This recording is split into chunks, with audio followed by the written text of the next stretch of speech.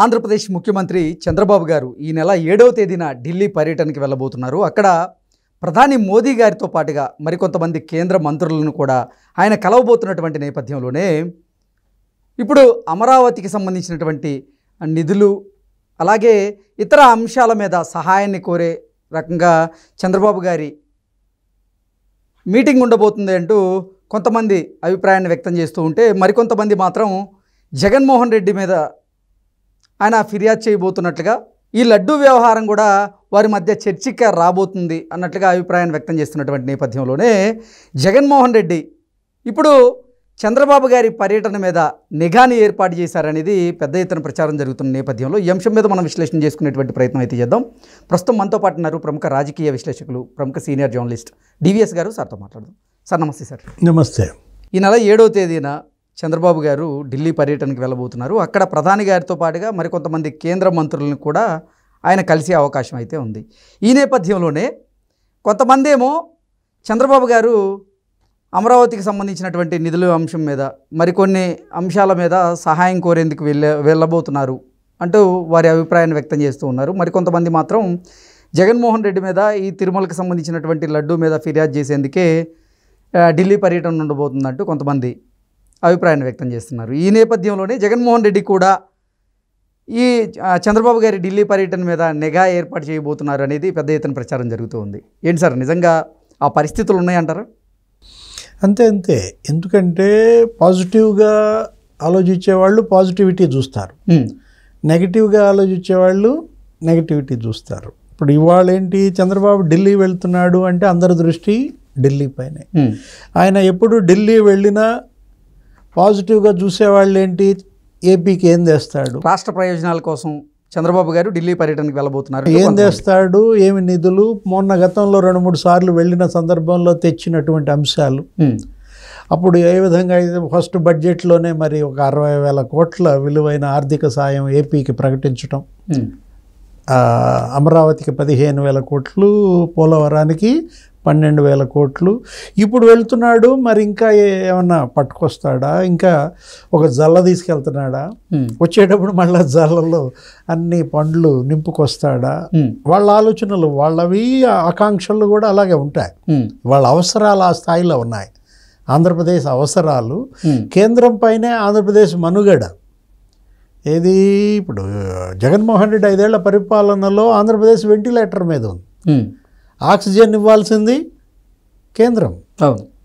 ఇప్పుడు oxygen concentrator, నువ్వు corona భాషలో చెప్పాలంటే వాళ్ళ కేంద్రమే ఆక్సిజన్ కాన్సన్ట్రేటర్. కాబట్టి మరి 3 నెలలు అయిపోయింది కాబట్టి ఇది 4వ నెల. 4 నెలల వరకు నల్లేరు మీద నడగ్గా నడిపింది. ఏమి ఇబ్బందులు ఏం పడలేదు. 1వ తారీఖే జీతాలు పడిపోతున్నాయి, పెన్షన్లు పడిపోతున్నాయి, వృద్ధులకు కానీ వితంతువులకు కానీ ప్రభుత్వ ఉద్యోగులకు కానీ. మరి అదేవిధంగా నీకు అభివృద్ధి కార్యక్రమాలు కూడా, అటు సంక్షేమం ఇటు అభివృద్ధి 4 నెలలు నల్లేరు మీద నడగ్గా సాగింది. హామీలు కూడా కొంత నెరవేర్చిన దిశలో.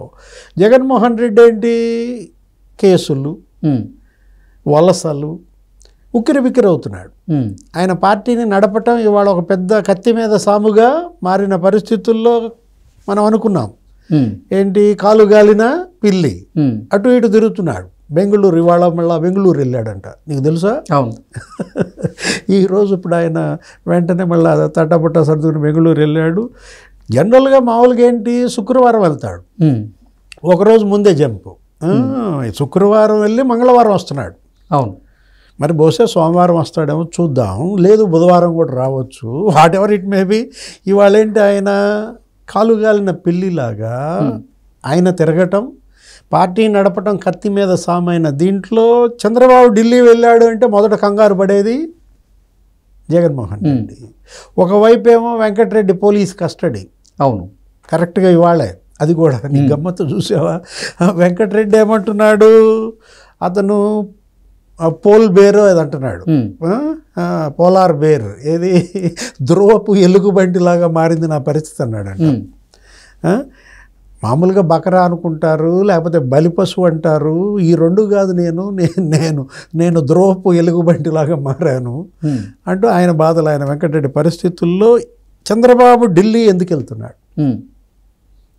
మనకు తెలిసిన సమాచారం ఏంటంటే చంద్రబాబు ఢిల్లీకి వెళ్తుంది, ప్రపంచ బ్యాంకు ఆమోదం చెప్పింది. ఏది అమరావతికి లోన్ ఇవ్వడం కోసం 15,000 కోట్లలో అడ్వాన్స్గా 3,750 కోట్లు వస్తున్నాయి. అది నిన్న జరిగింది. మరి ఇవాళ ఈయన వెళ్తున్న పర్యటన ఆ ప్రపంచ బ్యాంకు కండిషన్స్ కావచ్చు, ఆమోదం కావచ్చు, కొంత స్పీడ్గా ఇవాళ ఆయనకి నిధులు కావాలి. పోలవరంకి 12,000 కోట్లు ముందస్తు అడ్వాన్స్ ఇస్తామన్నారు. అందులో ఆయనకి ఇప్పుడు అర్జెంటుగా ఒక 7,500 కోట్లు కావాలి. ఎందుకని నీకు సీజన్ బిగిన్ అవుతాను. ఇవాళ ఎన్నో తారీఖు, ఇంకా నీకు 23 అక్టోబరు, నవంబర్ నుంచి వర్క్స్ బిగిన్ అవ్వాలి. మరో 20 రోజుల్లో పోలవరం పనులు ప్రారంభమైతే ఒక మరి ఏప్రిల్ దాకా నడుస్తాయి. నీకు మళ్ళీ వర్షాకాలం వరకు జరుపుకోవచ్చు. ఈ 7-8 నెలలు ఎంత పనులు స్పీడ్గా జరపాలనే దాంట్లో అటు డయాఫ్రమ్ వాల్, ఇటు ఈ గైడ్ బండు, ఇవి రెండు ప్యారలల్గా తీసుకువెళ్దాం. ఒకేసారి సమాంతరంగా కట్టుకుంటూ వెళ్ళిపోతాం అనే దీంట్లో ఫండింగ్ కావాల్సింది. వాళ్ళు ఏంటి, ఆక్సిజన్ నిధులు గనక వర్షంగా గనక వస్తే నేను పనులు చేయటానికి చేంచటానికి నా యంత్రాంగం సిద్ధంగా ఉందంటూ ఇష్యూ మరొకటి ఉంది. కడప స్టీల్ ప్లాంట్ వాళ్ళేంటి 4,000 మంది పారిశుధ్య కార్మికులనేదో తొలగించినట్టున్నారు, కాంట్రాక్ట్ కార్మికులు. దాని మీద కూడా నిన్న మొన్న కొంచెం ఉద్యమం మళ్ళీ స్పీడ్ అవుతున్న నేపథ్యంలో కడప స్టీల్ ప్లాంట్ ఏంటి 500 కోట్లు మొన్న ఒకసారి ఇచ్చింది, 1,500 కోట్లు మొన్నలా ఒకసారి ఇచ్చింది, 2,000 కోట్లు ఇస్తున్న నేపథ్యంలో సెయిల్లో విలీనం మాట విన్నాం. సెయిల్లో ఇది విశాఖ స్టీల్ ప్లాంట్ కనుక విలీనమైంది అనుకో, విశాఖ స్టీల్ ప్లాంట్ని కనుక సెయిల్లో విలీనం చేస్తే గనుల సమస్యకి పరిష్కారం అయిపోదు. ఓకే, ఇప్పుడు విశాఖ ప్రధాన సమస్య ఏంటి, సొంత గనులు లేకపోవడం. ఆ పరిష్కారం అవటమే కాకుండా ఇప్పుడు ఈ 2,000 కోట్లు ఇస్తే ఇప్పుడు మనకి విశాఖ కనీసం ఇంకొక 3,000 కోట్లు కావాలి. అంటే 5,000 కోట్లు కనుక కేంద్రం సమకూరిస్తే నీకు ఇంకా విశాఖ డోకా లేదు. అవును, కడప స్టీల్ ప్లాంట్ ఇష్యూ మాట్లాడతారు. నెక్స్ట్ రైల్వే జోన్కి శంకుస్థాపన కూడా అంట. ఏది విశాఖ రైల్వే జోన్కి ప్రధాని మోడీతో శంకుస్థాపన డేట్ కూడా మరి ఫిక్స్ చేసుకోవటం, వీలైతే మరి ఈ నవరాత్రుల్లోనే చేంజ్ చేసుకోవటమా మరి మంచిది కదా. విజయదశమి రోజులంటే మోడీ అపాయింట్మెంట్ను బట్టి అది మరి నిర్ణయం జరుగుద్ది అనుకుంటా. అది జగన్మోహన్ రెడ్డి కంగారేంటి అంటావు. అదే జగన్మోహన్ రెడ్డి అసలు ఈ పర్యటన మీద ఎందుకు నిఘా పెట్టాల్సి వస్తుంది? మీరంతా ఒట్టి వెజిటేరియన్ మాట్లాడుతున్నారు, నాన్ వెజ్ సంగతి ఏంటంటారు నువ్వు. అసలు మరి నాన్ వెజ్ అంటేనే నీకు బాగా ఇష్టం. ఇప్పుడు జగన్మోహన్ రెడ్డి ఇవాళ నాన్ వెజ్ అయిపోతున్న పరిస్థితుల్లో ఏంటి, ఆయన లడ్డు, తిరుపతి లడ్డు ప్రసాదం సుప్రీంకోర్టు ఈరోజు 3:30కి ఏదో ఉంది. ఏముంటుంది కానీ ఒకటి ఎంక్వైరీ, సిబిఐ ఎంక్వైరీకి సిద్ధమవుతారా? జ్యుడిషియల్ ఎంక్వైరీకి సిద్ధమైతే రిటైర్డ్ జడ్జిని ఎవరిని అలాట్ చేస్తారు? కేంద్రం దేనికైనా సిద్ధం కావచ్చు. కేంద్రం ఏంటి, డెసిషన్ సుప్రీంకోర్టు అంటది. నాకు తెలిసి రాష్ట్ర ప్రభుత్వానికి స్వేచ్ఛనివ్వమనే ఎవరైనా చెప్పేది. ఏది అటు కేంద్రం చెప్పినా అదే, ఇటు సుప్రీంకోర్టు చెప్పినా అదే. రాష్ట్రాల యొక్క స్వయం పాలనని హరించేటట్టుగా ఏ కోర్టు చెప్పదు, ఏ కేంద్ర ప్రభుత్వము చెప్పదన్నమాట. సిట్టు కొనసాగించమనే అవకాశాలు ఎక్కువగా ఉన్నాయి. లేకపోతే సిబిఐ ఆదేశించవచ్చు. సిబిఐ మరి కొంత ఈ మధ్య చెడ్డ పేరు తెచ్చుకుంది జగన్మోహన్ రెడ్డి కేసుల్లోనే. ఆ జగన్మోహన్ రెడ్డి దెబ్బకి సిబిఐకి బ్యాడ్ మార్క్ పడుతోంది కదా. ఆ వివేకానంద రెడ్డి హత్య కేసు కావచ్చు, ఇవన్నీ కూడా అక్రమాస్తుల కేసు. అటుంటప్పుడు మరి జ్యుడిషియల్ ఎంక్వైరీకి వెళ్తారా? జ్యుడిషియల్ ఎంక్వైరీకి వెళ్తే సిట్టింగ్ జడ్జి వాళ్ళకు పెద్ద సమస్య. రిటైర్డ్ జడ్జిలు కూడా దొరికే పరిస్థితి లేదు. ఇలాంటి పరిస్థితుల్లో సుప్రీంకోర్టు కూడా తన పర్యవేక్షణలో సజావుగా జరగమనే అర్థం చెప్తుంది. కోట్లాది భక్తుల విశ్వాసం దీంతో ముడిపడి ఉంది కాబట్టి దోషులు ఎవరో గుర్తించాలా, ఓకే, కఠినంగా శిక్షించాలా. అల్టిమేట్ ఎవరు చెప్పినా అదే. నెయ్యి కల్తీ అనేది వాస్తవం, సుప్రీంకోర్టు కూడా ఆ విషయం తెలుసు. కాకపోతే సెకండ్ శాంపుల్ పంపించారా అని అన్నది.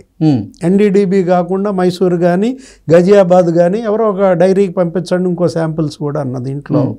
ఇప్పుడు ఆ కల్తీ నెయ్యి కారకులకు మాత్రం కఠినంగా శిక్షించమనే సుప్రీంకోర్టు ఇస్తుందన్నమాట. పనిలో పని మరి చంద్రబాబు వెళ్ళిన సందర్భంలో ఇటు వెంకటరెడ్డి ఇష్యూ కావచ్చు, అటు వాసుదేవరెడ్డి ఇంకా ఇప్పటికీ పట్టుబడకపోవటం కావచ్చు, జగన్మోహన్ రెడ్డి చేస్తున్నటువంటి ఈ పరిపాలనకు కల్పిస్తున్నటువంటి అడ్డంకులు, తను ఏది చేపట్టినా అతను ఏదో విధంగా దానికి గండి కొట్టే ప్రయత్నం. నెక్స్ట్ బుడమేరు బెజవాడ బాధితులు, దానికి మరి సహాయం కూడా కోరాల్సిన అవసరం ఉంది కదా. అవును. ఎందుకని మొన్న ఏదో విపత్తు సహాయం ఏదో ఇచ్చారు 5 రాష్ట్రాలకి, ఒక 5,858 కోట్లు ఇచ్చింది. దాంట్లో ఆంధ్రప్రదేశ్కే 1000 కోట్ల పైన, 1146 కోట్లు ఏమి ఇచ్చారు, మన తెలంగాణకి 460 కోట్లు ఇచ్చారు, మహారాష్ట్రకు 1400 కోట్లు ఇచ్చారు. అంటే ఆ విపత్తు సహాయంలోనే 17%, 17% ఏపీకి ఇచ్చారు. అవును. 25% మహారాష్ట్రకి ఇచ్చారు. ఇది కేవలం అందరికీ ఇచ్చే సహాయం, బుడమేరుకి బెజవాడకి ప్రత్యేకంగా ఇచ్చే సహాయం కాదు. కాబట్టి బుడమేరు బాధితులకి ఇవాళ మరి కేంద్రం కూడా అండగా ఉండాలి. కాబట్టి బెజవాడకి ఒక ప్రత్యేక ప్యాకేజీ అడిగే అవకాశం కూడా ఉంది. ఎందుకంటే 3 లక్షల కుటుంబాలు ఇవాళ రోడ్డున పడ్డాయి. తను పెద్ద ఎత్తున వాళ్ళకి పరిహారం ఇచ్చారు. అవును. ఏది అటు రైతులకు కానీ, ఇటు మునిగిన ఇళ్లకు కానీ ఒక్కొక్క ఇంటికి 25,000, 25,000, మొదటి అంతస్తుకు కూడా 10,000. అసలు దగ్గర నీకు ఒక 640 కోట్లు ఏమో ఆయన స్టేట్ గవర్నమెంట్ ఫండ్స్ నుంచే ఇచ్చిన పరిస్థితుల్లో విరాళాలు కూడా వచ్చాయి. నీకు 400 కోట్లు ఎప్పుడూ లేదు. ఒక విపత్తులో ఇంత పెద్ద ఎత్తున మరి ప్రజలు నీకు విరాళాలు ఇవ్వటం ఫస్ట్ టైం మనం చూస్తాం. స్వచ్ఛందంగా ముందుకు వచ్చి విరాళాలు ఇచ్చారు. అంటే అది దగ్గర చంద్రబాబు కూలీ. అది చంద్రబాబు పడిన కష్టం, ఆయన ప్రభుత్వం పడిన కష్టం, ఆయన మంత్రులు, ఐఏఎస్లు, ప్రజలు కదిలిపోయారు. ప్రభుత్వం బాగా పనిచేసింది అని ఎవరికి వాళ్ళు 50 లక్షలు, కోటి రూపాయలు అట్లా విరాళం ఇచ్చినారు. పారిశ్రామికవేత్తలంతా కూడా 400 కోట్లు మరి వచ్చినాయి అంటే ప్రధాని కావచ్చు, లేకపోతే అమిత్ షా కావచ్చు, వాళ్ళు కూడా అభినందిస్తారు చంద్రబాబు ప్రభుత్వ పనితీరుని.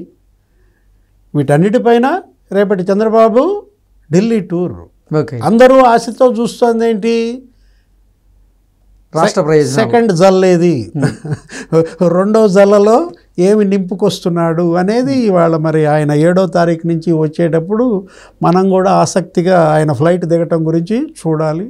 ప్రెస్ మీట్లో ఆయన ఏం చెప్తాడో చూడాలి.